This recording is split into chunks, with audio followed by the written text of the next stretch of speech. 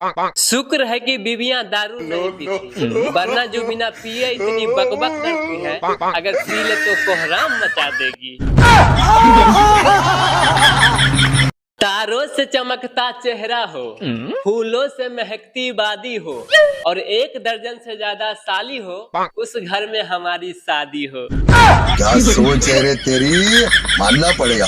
जरूरी नहीं है कि हर लव स्टोरी बेवफाई से ही खत्म हो, कुछ लव स्टोरी बीवी के हाथ मोबाइल लगने से भी खत्म होती है।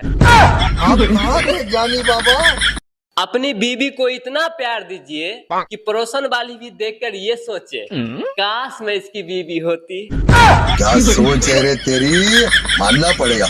चांद ने गुस्सा करते हुए कहा, जब लड़कियां कुंवारी रहती है तो चांद में अपना पति देखती है, और जब उसका शादी हो जाती है तो अपने बच्चे से बोलती है, वो देखो चंदा मामा, अरे कम से कम मेरा इज्जत का भी तो ख्याल रखे, हमारी भी कोई इज्जत है ब्रह्मांड में, बताइए तो। क्या सोच है रे तेरी, मानना पड़ेगा। लड़कियां शादी में नागिन डांस इसलिए नहीं करती क्योंकि नाचते नाचते अगर असली रूप में आ गई तो पोल खुल जाएगी।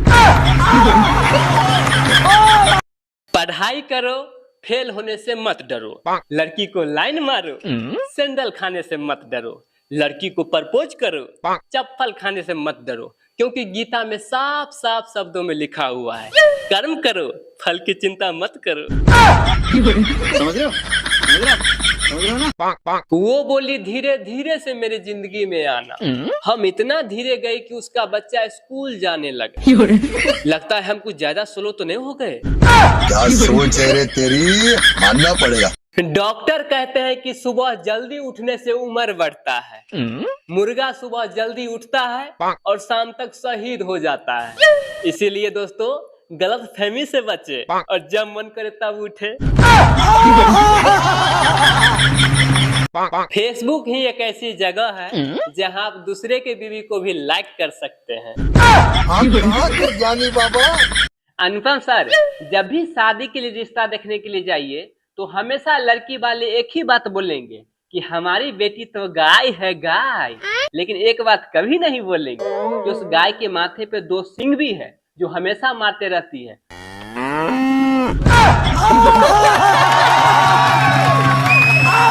अजय सर, औरतों की बर्बादी के मात्र 3 ही कारण होते हैं। पहला, अपने मायके से मोह माया रखना। दूसरा कारण, अपने मम्मी के बताए गए तरीके से अपने ससुराल में अपना घर चलाना। तीसरा, किसी की सुने सुनाई हुई बातों पर विश्वास करके मान करके अपने पति से झगड़ा करना। कपिल सर, आदमी चाहे कितना ही बहादुर क्यों ना हो, लेकिन माँ से डरना ही होता है, चाहे वो अपनी माँ से हो या अपने बच्चों की माँ से। अक्षय सर, आपको पता है कि पत्नी क्यों हमेशा अपने पति से झगड़ते रहती है?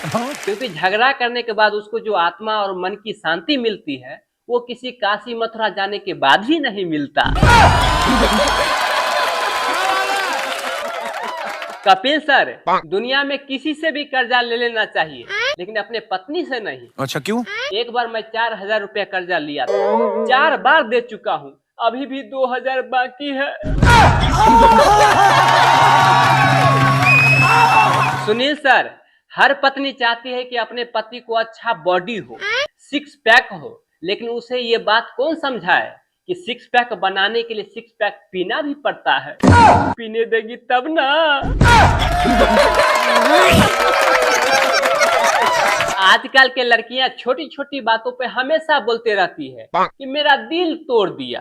तो मैं उन लोगों से कुछ कहना चाहता हूँ कि दिल में हड्डी होता ही नहीं है तो आखिर ये टूटता कैसे है? सर, पत्नियों के बारे में तो डायलॉग हमेशा बोलते ही रहते हैं। चलिए अब हॉस्पिटल की तरफ चलते हैं, देख लेते हैं उधर भी कुछ हो रहा है क्या। हाँ।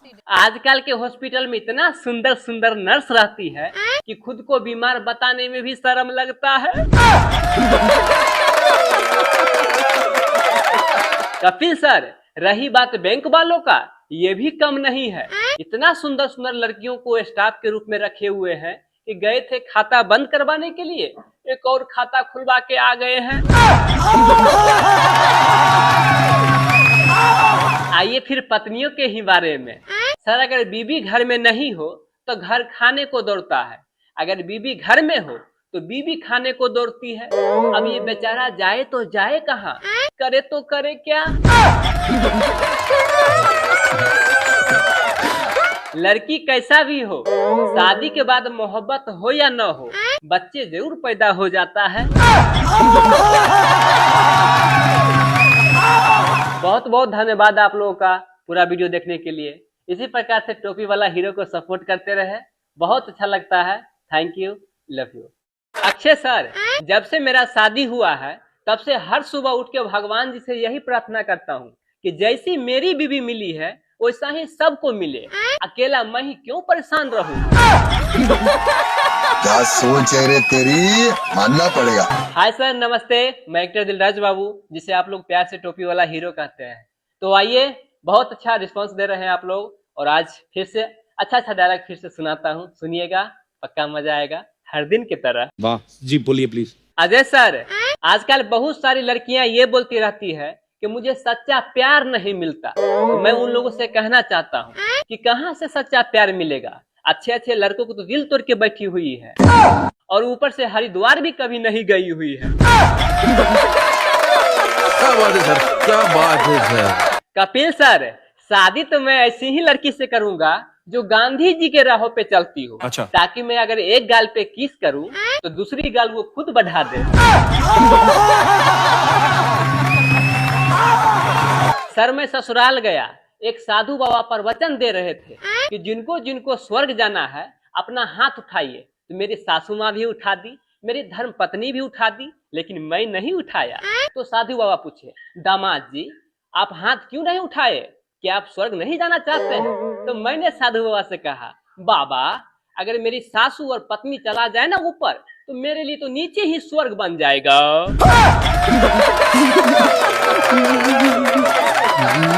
शिल्पा मैम, मेरा शादी के पूरे 5 साल हो गया। हाँ, तो उसमें क्या है? तो मैं अपने पत्नी के बारे में एक महान डायलॉग बोलना चाहता हूँ। तो वो मेरे नस नस में है, लेकिन बस बस में नहीं।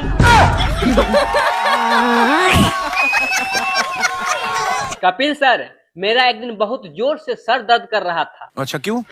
तो मैं अपनी पत्नी से बोला, भाई थोड़ा मेरा सर को दबा दो। तो दबाते हुए बोली, अच्छा ये बताइए कि आपको शादी से पहले सर कौन दबाता था? तो मैंने कहा, डार्लिंग शादी से पहले कभी मेरा सर दर्द करता ही नहीं था।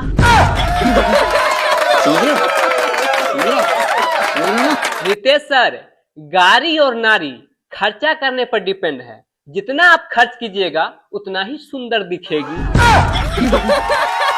आप कहाँ के ज्ञानी बाबा?